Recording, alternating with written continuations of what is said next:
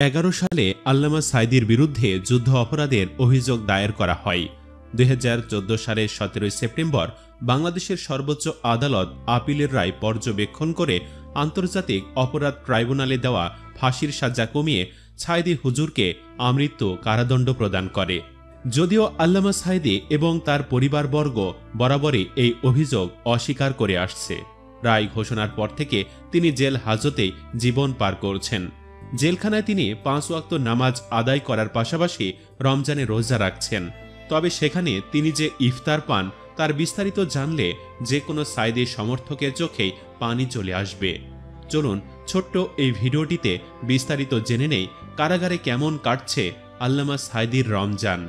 এর আগে আল্লামা দেলোয়ার হোসেন সাঈদীর ছেলে মাসুদ বিন সাঈদী জানিয়েছিলেন, রমজানে ইফতার উপলক্ষে কারাগার থেকে 23 টাকার ইফতার দেওয়া হয় মানবতা বিরোধী অপরাধের দায়ে আমৃত্যু কারাদণ্ডপ্রাপ্ত জামায়াত নেতা দেলোয়ার হোসেন সাঈদীকে।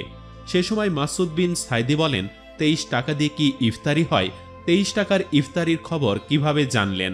এমন প্রশ্নের জবাবে তিনি বলেন, গত 3 দিন আগে আব্বার সঙ্গে দেখা করতে গিয়েছিলাম। আমরা 3 ভাই। কারা কর্তৃপক্ষের কাছ থেকে আমরা শুনেছি আব্বাকে 23 টাকার ইফতারি দেওয়া হবে। তারা 3 ভাই হলেন মাসুদ বিন সাঈদী, শামীম সাঈদী এবং নাসিম সাঈদী। তাদের সবার বড় ভাই রাফিক বিন সাঈদী মারা গেছেন কয়েক বছর আগেই। এর মধ্যে মাসুদ সাঈদী ছিলেন পিরোজপুর জেলার জিয়ানগর উপজেলা চেয়ারম্যান। মাসুদ সাঈদী আরও বলেন, আব্বাকে কাশিমপুর কারাগারে রাখা হয়েছে। 16 মে দুপুর 12টায় সাঈদীর সঙ্গে দেখা করেছেন তার 3 ছেলে। কারাগারে কেমন আছেন আপনার বাবা? এমন প্রশ্নের জবাবে তিনি বলেন, আব্বার বয়স 80 বছরেরও বেশি। তিনি 40 বছর যাবৎ ডায়াবেটিক রোগে ভুগছেন। তার হার্টে 5টি রিং পরানো আছে। তারপরেও বলবো আলহামদুলিল্লাহ। 2012 সালে আব্বাকে চিকিৎসার জন্য হাসপাতালে ভর্তি করানো হয়েছিল। এরপর তাকে চিকিৎসার জন্য আর কোথাও অ্যাডমিট করানো হয়নি। আব্বার চিকিৎসার জন্য আমরা স্বরাষ্ট্র মন্ত্রণালয় সহ অনেক জায়গায় আবেদন করেছি। আবেদনে কাজ হয়নি। সর্বশেষ 3 মে আব্বাকে চিকিৎসার জন্য বঙ্গবন্ধু শেখ মুজিব মেডিকেল বিশ্ববিদ্যালয়ে আনা হয়েছিল। আব্বাকে পিজির ডাক্তাররা দেখার পর হাসপাতালে ভর্তির পরামর্শ দিয়েছিলেন, কিন্তু কারা কর্তৃপক্ষ হাসপাতালে ভর্তি না করিয়ে কারাগারে নিয়ে গেছেন। আব্বার হাঁটুতে কোমরে ব্যথা পান অনেক আগে থেকেই।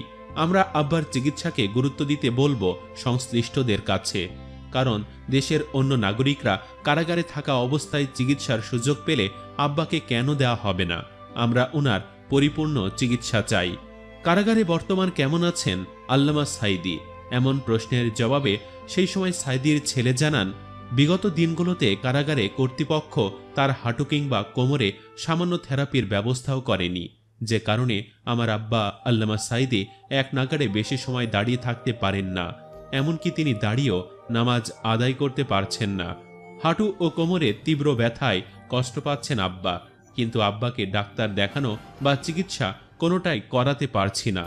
আমরা বহু চেষ্টা করার পরও আব্বাকে হাসপাতালে নেওয়া বা ডাক্তার দেখানোর কোনো অনুমতি আমাদেরকে দিচ্ছে না কারা কর্তৃপক্ষ।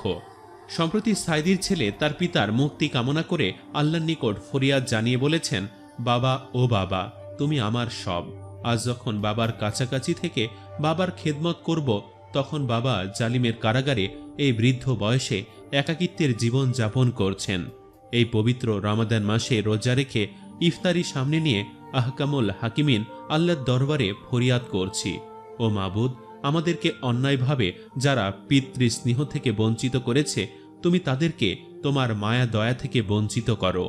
সুপ্রিয় দর্শক, সাঈদীর সমর্থকরা মনে করেন তাদের নেতা কোরআনের পাখি আল্লামা দেলোয়ার হোসেন সাঈদী কখনোই মানবতা বিরোধী কাজে লিপ্ত ছিলেন না, তাই তারা সাঈদী সাহেবের সসম্মানে মুক্তি চেয়েছেন। আপনিও কি তাদের সাথে একমত? আপনি কি সাঈদী হুজুরের মুক্তি চান? কমেন্ট বক্সে ইয়েস অথবা নো লিখে জানিয়ে দিন আপনার মতামত। ভিডিওটি ভালো লেগে থাকলে অবশ্যই একটি লাইক দিন এবং বেশি বেশি শেয়ার করুন। চ্যানেলটি এখনও সাবস্ক্রাইব করে না থাকলে অবশ্যই সাবস্ক্রাইব করুন। ধন্যবাদ।